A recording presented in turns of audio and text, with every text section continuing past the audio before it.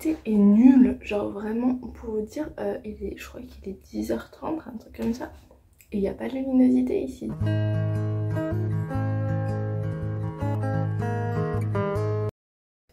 Salut à tous, j'espère que vous allez bien. Aujourd'hui on se retrouve dans une nouvelle vidéo sur cette chaîne pour parler tout simplement des écoles vétérinaires, des différentes écoles vétérinaires, le cursus, l'admission, etc.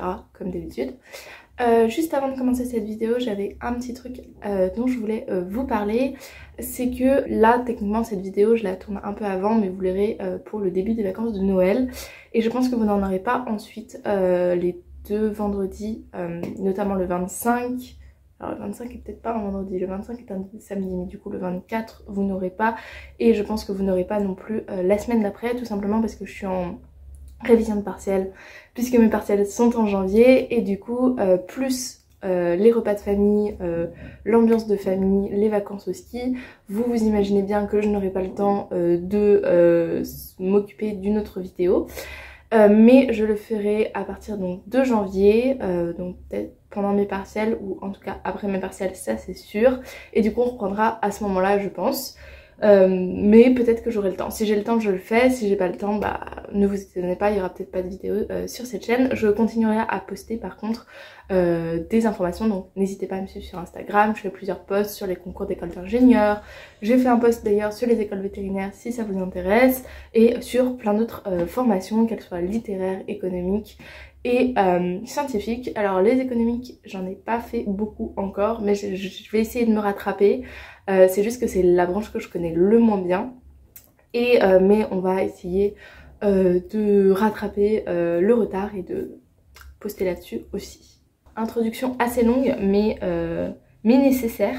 On commence par le grain 1. Qu'est-ce que c'est qu'une école vétérinaire? Bon, ça c'est assez général, lesquelles existent en France. Donc tout d'abord, une école vétérinaire, c'est une école qui est en 5-6 ans, puisque elle mène techniquement un doctorat en vétérinaire qui permet ensuite d'accéder au métier de vétérinaire, c'est-à-dire soigner les animaux en grande partie. Par exemple dans les abattoirs ou ce genre de choses, il y a aussi des vétérinaires qui s'occupent du respect de l'animal. Il y a tout un domaine, mais les vétérinaires exercent le plus souvent en clinique sur les animaux de compagnie, donc ça, le chien, le chat, les lapins, etc. Et donc voilà, ça c'est principalement résumé ce qu'est le métier de vétérinaire. Et pour ça il existe donc 4 écoles publiques et une école privée. Il y a les 4 écoles publiques, donc qui sont l'ENVA, donc l'école vétérinaire d'Alfort ou de Maison Alfort. On a ONIRIS, donc c'est l'école nationale vétérinaire de l'agroalimentaire et de l'alimentation de Nantes. L'ENVT, donc l'école nationale vétérinaire de Toulouse. Et Vet Agro Sup Lyon, attention, tenez-vous bien, le nom est assez complexe. C'est l'Institut national d'enseignement supérieur de recherche en alimentation, santé animale, sciences agronomiques et de l'environnement. Et ça donc c'est près de Lyon. Donc ça c'est pour ce qui est des écoles publiques. On a une école privée qui est Unilassal. Alors elle a ouvert son cursus, il me semble, hein, il y a 2 ou 3 ans. Ou 2 ou 1 an, enfin il n'y a pas très longtemps en tout cas, donc pas 3 ans parce que sinon c'était pour moi, donc je dirais peut-être 1 an en fait, ça doit être la 2e fois que c'est ouvert du coup. Et donc en fait Unilassal au départ c'est une école d'ingénieurs dans les sciences de la vie et de la terre, donc ça comprend donc tout ce qui va être la biologie mais aussi tout ce qui va être la géologie. Et du coup ils ont ouvert un cursus donc spécialement pour pouvoir accueillir des futurs vétérinaires. Il faut savoir qu'il y a eu plusieurs polémiques là-dessus, je vais pas revenir sur la polémique. Je vous mets en barre d'infos si je retrouve une vidéo qui parlait de ça, et du coup je vous la mets en barre d'infos. Elle parle super bien de la polémique sur le Unilassal. En fait il faut savoir que certes c'est par exemple à Bac+5 en fait les vétérinaires obtiennent un diplôme d'études fondamentales vétérinaires. Et le truc c'est que l'école privée Unilassal a un diplôme donc d'études fondamentales vétérinaires privées et les autres écoles publiques, mais techniquement ça mène au même métier. Et pour faire vraiment vétérinaire il faut une année de plus qui est un doctorat en fait vétérinaire qui permet ensuite d'exercer en tant que vétérinaire, et ce diplôme est exactement le même. La polémique a été que en fait les écoles vétérinaires elles sont majoritairement, c'est un truc très fermé, très régulé, et en fait Unilassal a demandé l'autorisation à l'État donc de faire une école privée là-dessus, et ce qu'avaient peur en fait les personnes du public, comme c'est un peu la querelle qui oppose le public et le privé, c'est que le privé, il y a une question d'argent, et du coup tout simplement les gens qui ont le plus d'argent pourront plus accéder à l'école vétérinaire, et comme c'est une formation très très sélective, ils seront plus sélectionnés sur leur niveau, le niveau rémunération de leurs parents, que leurs compétences à être vétérinaire ou leur capacité à l'être. On va revenir dessus avec une petite critique là-dessus que vous verrez, puisqu'en fait les écoles vétérinaires publiques ne sont pas données non plus en fait, et qu'il faut quand même de l'argent pour étudier. Alors c'est toujours plus dans le privé, hein, c'est le principe, mais c'est quand même pas mal d'argent pour accéder aux écoles publiques. Donc on passe à l'admission. Il faut savoir que les écoles vétérinaires publiques étaient autrefois accessibles qu'après une prépa, donc BCPST, qui était la prépa, même je crois à l'époque c'était la prépa spécialement faite pour être vétérinaire par la suite. Après ça s'est développé avec donc, des écoles d'ingénieurs tournées vers l'agronomie. Mais il y avait aussi DUT, PUT et licence qui étaient possibles. Et maintenant en fait depuis 2 ans à peu près, c'est accessible post-bac via un concours, et du coup on va parler plus précisément de celui-là.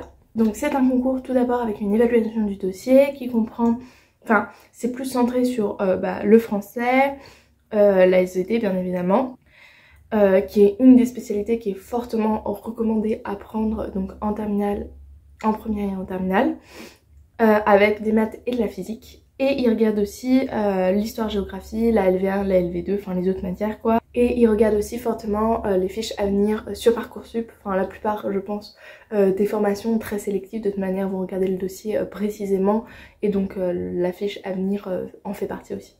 Et ensuite il y a une épreuve d'admission, donc en fait c'est sous forme d'atelier de 10 minutes en visioconférence. Alors je sais pas si ça a changé pour la visioconférence sur le site en fait du concours, c'est toujours écrit visioconférence, donc potentiellement c'est ça, mais est-ce qu'ils vont changer progressivement pour venir sur site, ça je sais pas trop, mais en tout cas c'est en visioconférence. Et en fait il y a 7 ateliers, donc un atelier sur l'expérience en relation avec la profession, un atelier sur la perspective d'avenir, un atelier sur l'approche du bien-être animal, un atelier sur le dilemme entre éthique et morale, un atelier sur l'interprétation de données, un sur l'aptitude visio-spatiale et un sur la rapidité de calcul arithmétique. Le principe c'est de voir la motivation du candidat, de voir s'il est fait pour devenir vétérinaire ou pour les études de vétérinaire, et de voir son rapport vis-à-vis de cette profession, ce qu'il cherche. Et ce que ma prof en fait en prépa BCPST nous avait dit, c'était que, ma prof de biologie, nous avait dit que en fait le principal problème auquel ils se confrontaient, les personnes qui,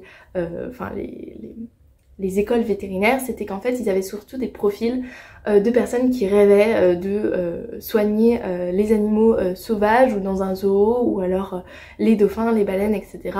Et c'était très loin de la vision, ou de la très loin de la vision de ce qu'était réellement le métier de vétérinaire. C'est-à-dire que sur à peu près une promotion, on va dire, de 300 personnes, il y avait effectivement une dizaine de personnes qui travailleraient dans des trucs assez spéciaux comme ça. Mais ce sur quoi il fallait être aussi réaliste, c'était le fait que la plupart des vétérinaires étudiaient soit en clinique, soit dans des abattoirs, et que la plupart des dossiers sélectionnés ne voulaient pas faire ces métiers, et ce qui est vraiment demandé, c'est ce genre de métier du coup. Et c'est ça aussi qui va être évalué, c'est-à-dire quelle est votre vision de la profession et qu'est-ce que vous voulez faire derrière. Vous avez tout à fait le droit de vouloir sauver les dauphins, soigner les dauphins ou les animaux sauvages dans les zoos, mais il faut être réaliste que vous ne serez pas les seuls, parce que c'est aussi un peu ce qui fait rêver, je pense, parfois dans le métier. Et si vous avez d'autres projets, par exemple vous, ce que vous voulez c'est travailler pour inspecter les abattoirs et pour être sûr qu'il y ait un respect de l'animal, et c'est un métier qui est aussi fait pour vous, et il faut avoir en fait la vision de tout ce qu'un vétérinaire peut faire. Du côté d'Unilassal, pour ce qui est de l'admission, c'est aussi avec une évaluation du dossier. Alors les conditions, elles sont les suivantes, c'est d'avoir eu 2 spécialités parmi les suivantes, donc mathématiques, SVT, physique, chimie, biologie, écologie dans les lycées agricoles. C'est ouvert au terminal général et au STAV. Il faut savoir que pour les ENV, donc les écoles nationales vétérinaires, c'est uniquement les séries générales qui peuvent, après le bac, postuler pour devenir vétérinaire. En revanche, pour ce qui est de Unilassal, il y a aussi des places réservées au STAV. Donc il y a une évaluation du dossier avec bien sûr ce qui est fortement de regarder les notes, les appréciations des professeurs, bon ça c'est un peu pareil dans toutes les formations, mais ils le répètent, le projet de formation motivé et la fiche à venir et les centres d'intérêt. Et il y a une épreuve d'admission qui est effectuée sur le site de Rouen. Donc le but c'est de comprendre toujours la motivation du candidat, toujours voir quelles sont ses perspectives d'avenir. Et il y a deux épreuves, une épreuve individuelle qui est en fait un QCM de connaissances qui permet d'analyser la capacité de l'élève de terminale, et une épreuve pratique en équipe et qui permet de voir l'aspect relationnel en fait entre les élèves et la capacité à travailler en groupe, puisqu'un vétérinaire ne travaille pas forcément toujours tout seul, et surtout il y a une relation avec les maîtres des animaux en fait, ou les responsables de ces animaux. Et du coup, cette relation-là, il faut qu'elle soit humaine, et il faut voir donc si c'est possible vis-à-vis des élèves qui seront ensuite vétérinaires. Deux petits points sur lesquels je voulais insister. Tout d'abord, c'est vis-à-vis des ENV, donc les écoles nationales vétérinaires. Il faut savoir que, comme je disais tout à l'heure, ce sont certes des écoles publiques gratuites, enfin pas gratuites, mais donc publiques, mais elles ne sont pas justement gratuites. C'est à peu près... Enfin, c'est 2561 € l'année. Donc on est vraiment loin par exemple des écoles publiques ingénieurs où on est de l'ordre de 600 € l'année. Donc vous voyez, c'est même si il y a cette histoire donc d'argent, il faut savoir qu'il y a quand même un critère de l'argent qui est important dans toutes les formations supérieures malheureusement. Et même si la France, on a quand même cet avantage d'avoir des prix quand même baissés par rapport aux autres pays. Et pour ce qui est d'Unilassal, on est sur des prix carrément qui s'envolent, on va dire. C'est 13 000 € par an pour les années 1 à 3, et pour les années 4 à 6 c'est 17 000 € par an. Donc en voulant être vétérinaire, il faut prendre ça en compte, je pense. On passe maintenant au nombre de places, donc je vais aller rapidement là-dessus. Il y a 160 places pour les ENV, donc 40 places par ENV, uniquement pour les séries générales, ça j'ai déjà dit. Et il y a 100 places pour les séries générales pour Unilassal et 4 places pour les STAV, ce qui fait vraiment pas beaucoup, mais au moins c'est ouvert, c'est toujours plus que les ENV. Et on va finir par le cursus et l'organisation du cursus qui va nous prendre un petit peu de temps. Pour ce qui est des ENV, donc j'ai dit il y a 4 ENV, la première année elle est commune pour ce qui est des enseignements, et pour ce qui est de l'organisation aux 4 ENV. Quand vous venez de post-bac, il y a une année durant laquelle vous allez étudier par exemple donc je vous donne quelques exemples de cours, je l'ai pris sur le site, donc base chimique et structurale des biomolécules, biologie et thermodynamique cellulaire, organisation des appareils et études des fluides biologiques, mathématiques appliquées à la biologie, approche phylogénétique et écosystémique de la biodiversité, vétérinaire, animal et société, énergie cinétique, métabolisme et synthèse protéique. Donc ça c'est des exemples de cours. La liste est directement sur le site du concours des ENV, donc n'hésitez pas à aller voir si ça vous intéresse. Ensuite, de la 2e à la 5e année, il y a un regroupement donc, de ces élèves vis-à-vis des élèves post-prépa, post-licence, post-BUT, post-DUT qui vont arriver directement en 2e année. Et donc il y a un regroupement et de nouveau des cours qui peuvent varier selon les ENV. Et la 5e année est une année qu'on dit clinique. En fait il y a un stage à faire dans un centre hospitalier vétérinaire. Donc il y a un centre hospitalier universitaire. La 6e année correspond à l'année de doctorat qui permet ensuite d'avoir d'être docteur vétérinaire. Et du coup il y a une spécialité. Donc les spécialités en fait... c'est plus des secteurs d'activité, donc je vais vous les dire. Donc il y a activité dans les secteurs des animaux de production, dans le secteur des animaux de compagnie, dans le secteur des équidés, activité en santé publique vétérinaire, dans le secteur de la recherche et dans le secteur de l'entreprise. Donc ça permet d'avoir plusieurs débouchés différents. On passe à Unilassal. Unilassal, on va avoir... En fait c'est parti de 1 à 3, de 4 à 5 et ensuite la 6e année. Donc 1 à 3, il y a un socle commun avec des enseignements pratiques et théoriques, pareil pour 4 à 5.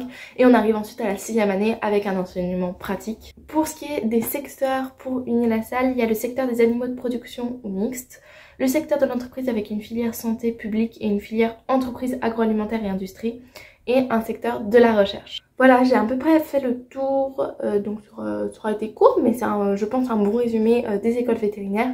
Si vous avez des questions comme d'habitude, n'hésitez pas à les poser en commentaire, à liker si vous avez aimé la vidéo, à préciser s'il y a des trucs que j'ai pas dit dans les commentaires. Et sinon, à vous abonner aussi si vous voulez d'autres vidéos. Et sinon, je vous dis à très bientôt dans une prochaine vidéo. Je sais pas encore quand elle sera, mais en tout cas, vous en aurez une très prochainement. Bientôt, salut!